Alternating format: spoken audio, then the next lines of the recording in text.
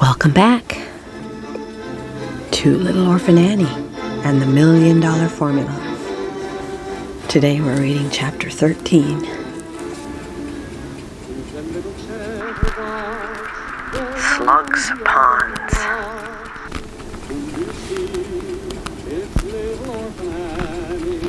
Claude Claptrap showed up almost immediately in response to J. Gordon Slug'S summons. "You're a patriot, but you must be practical," the big man told his visitor. "The golden rule for success in politics is never be for anything or anyone. Be against something or someone." "That's right, Mr. Slug," the round little man agreed. But nothing. If you're going to be against someone, pick the biggest figure in sight. It gets more attention. And you know who that is. "You mean Mr. Warbucks?" asked Claptrap in awe. "Oh, but he's too big. Why, he's the biggest man we have today."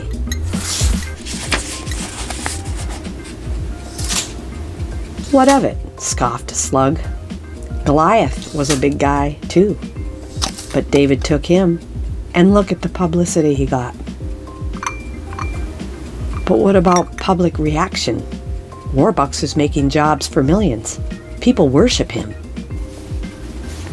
"That's it," Slug exclaimed. "He's big, rich, successful. Be honest now. You're jealous of anyone who has a lot more than you have. Isn't that right?" Well," stammered the petty politician, "it's not exactly fair that any man should have so much. Think, Claptrap. For one man like Warbucks, with his millions, there are millions of people with almost nothing at all, but they're human. They need an honest and fearless leader." "That's true.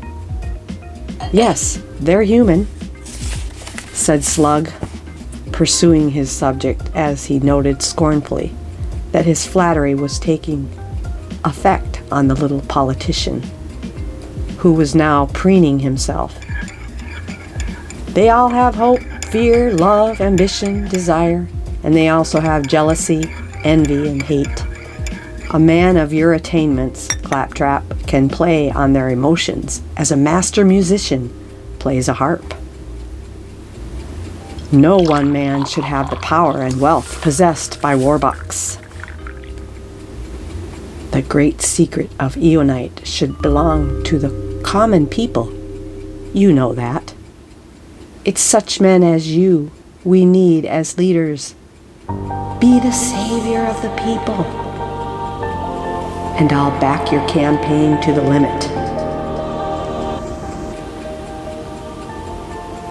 "I'll never forget it, Slug. You're a real pal." Claptrap was completely won over to his evil work.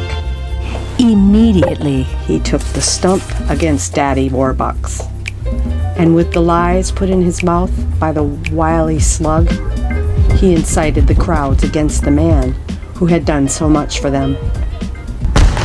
"Hooray for Claptrap! Down with Warbucks!"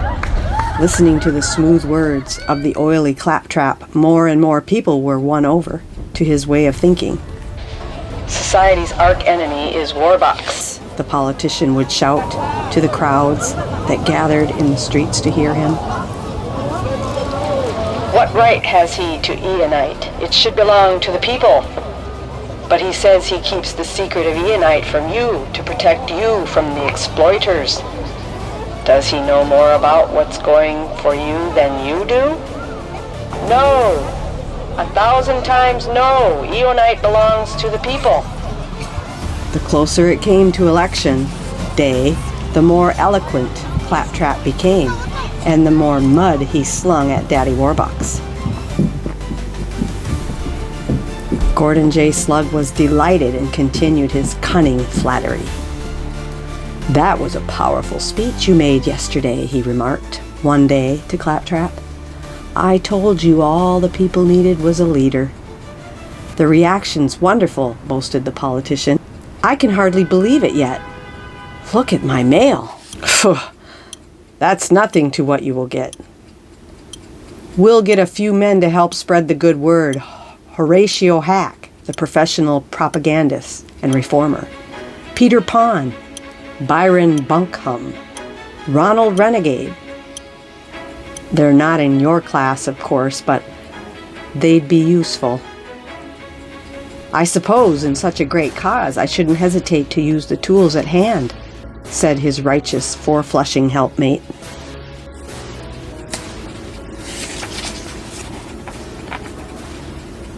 Slug called Horatio Hack in immediately. All right, I know your history, Slug told him. Kicked off the best papers in the country, but I'm not interested in that. You can write, and here's your chance. Tear into Warbucks. Make him a heartless monster, crushing the poor, tearing bread from the mouths of widows and orphans. Leave it to me, Mr. Slug, said the propagandist after they had talked a few more minutes, and he rose to go.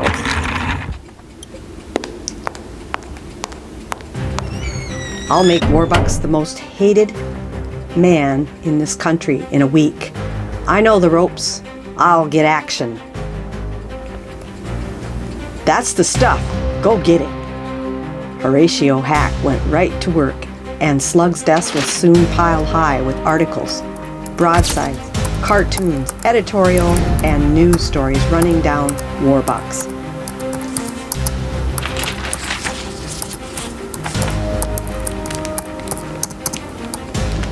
It's great stuff, Hack, he applauded as he read some of the manuscripts. Yes, Mr. Slug, but they won't print a word of it, returned his hireling in a discouraged and rather frightened tone. What do you mean, they? Snapped his employer. The newspapers, every editor in the country has refused to use my stuff. It's a plot. That's what it is. They're all sold out to Warbucks. Well, just wait. They'll print what I tell them to print soon enough, and like it. Slug's evil face was clouded with anger as he spoke. Hack left the office, but as Slug rose to his feet, Claptrap came in. Thick-skulled as he was, it had occurred to him to wonder why Slug was spending such great amounts of money to back his insignificant campaign. Why, replied Slug, in answer to his query, using flattery again to trick the man. Just because I wish to aid such a deserving and high-minded patriot as you in backing you, my boy. I feel I'm fulfilling a patriotic mission. I want no glory, nothing for myself. You are aiding the people. Satisfied that he was a hero because he was working against Warbucks, Claptrap left. Slug was torn between joy at the way in which his plans were working out and disgust at the stupidity of the paunchy little politician.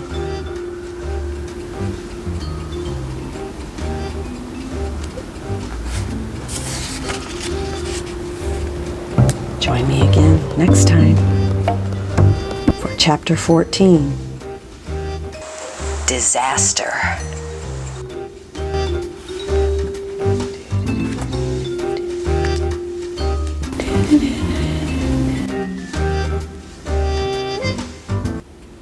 Thank you for watching. See you next time.